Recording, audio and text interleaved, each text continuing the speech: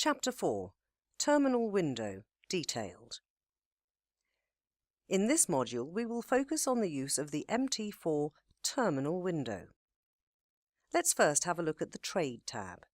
Here you can have an overview of all your active and pending orders. All the active orders are listed above the Account Status row, while all the pending orders are displayed below that row. By right-clicking this section, a new drop-down menu appears. In its upper section, you have the options to open, close, or modify orders. The drop-down menu also includes the trailing stop option, which enables you to attach or use the trailing stop. You will get to know more about this in a separate module.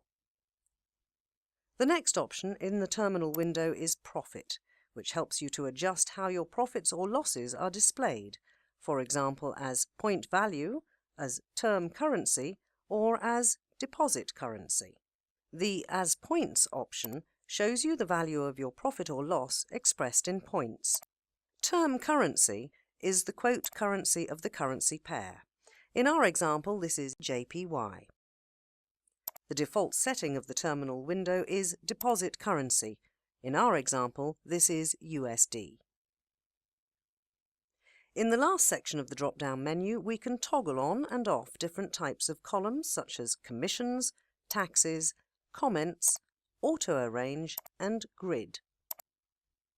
In the Account History tab, you can see all your closed trades.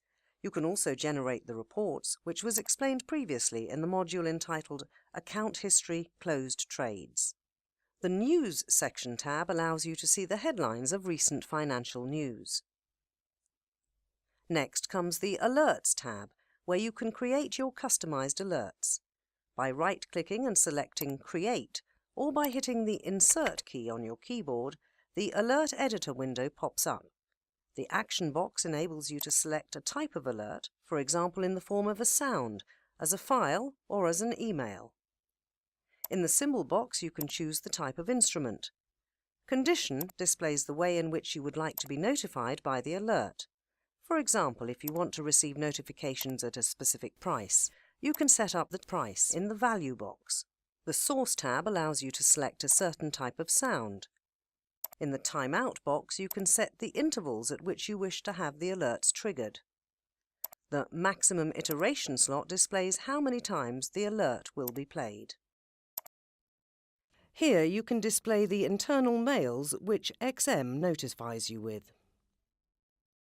In the Journal tab, you can monitor all platform activities. By right-clicking and selecting the option Open, you will be redirected to the folder where your logs are recorded by default. If you right-click, you have the option to open, copy, or arrange your log files. Thank you for watching.